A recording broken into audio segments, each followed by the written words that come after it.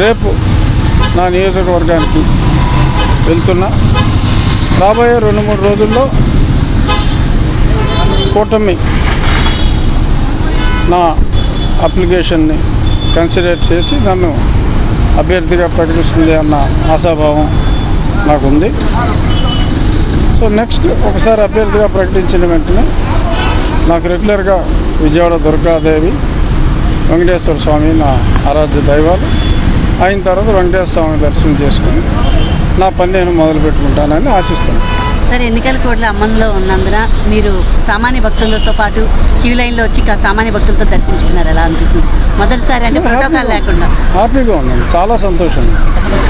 ఎప్పుడు కూడా నేను ఇటువంటిదే ప్రిఫర్ చేస్తాను. చాలా సంతోషంగా ఉంది. చక్కటి దర్శనం జరిగింది. హారతి కార్యక్రమాల్లో పాల్గొనడం చాలా ఆనందం అనిపించింది. ఎన్నికల నేపథ్యంలో ఎలా ఉండబోతుంది సార్? ఖచ్చితంగా కూటమి విజయం సాధిస్తుంది, అందులో ఎటువంటి సందేహం లేదు. జగన్మోహన్ రెడ్డి గారి ప్రభుత్వం ఈ ఒక్క అవకాశం అని ఆయన అడిగారు, ఒక్క అవకాశం ఇచ్చారు.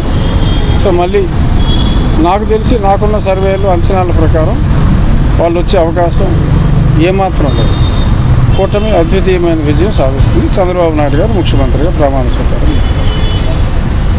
అంటే ఈరోజు చూసుకుంటే మనకి ఓటర్లకి అదే ఎవరైతే ఉన్నారో పెన్షన్దారులని ప్రభుత్వం ఇబ్బందికి గురి చేస్తుంది సార్, దాని మీద ఎలా స్పందిస్తారు?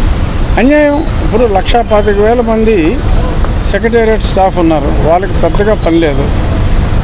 ఒక్కొక్క వ్యక్తికి 50 గృహాలు అప్పచెప్తే 50 మందికి కంప్లీట్ అవుతుంది. మీరు ఒక పోస్ట్ మ్యాన్ రోజుకి ఎంతమందికి ఉత్తరాలు ఇస్తున్నారో మీకు తెలుసు.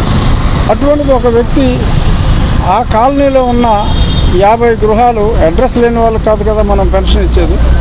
సో మరి ఆ అడ్రస్ ఉంటుంది, అక్కడికి వెళ్తే ఒక్కరోజు పని లేదా మ్యాక్సిమం 2వ రోజు. కేవలం ప్రజలను హెరాస్ చేసి ఆ హెరాస్మెంట్ చంద్రబాబు నాయుడు గారు చేశారు అని ఆయన మీద నెపం వేయటానికే ఈ కుట్ర చేశారు. ఆ పెద్దవారి ఆ ముసలివారి ఉసురు కూడా ఈ పార్టీకి, ప్రస్తుతం ఉన్న పార్టీకి తగిలి వారి ఉసిరే వీరికి పెనుశాపంగా మారుతుందని వాళ్ళెవరూ కూడా ఈరోజు ఎండలో ఇబ్బంది పడిన వాళ్ళు ఎవరో కూడా ఫ్యాన్ గుర్తుకు ఓటేయరు అని చెప్పి నేను భావిస్తాను.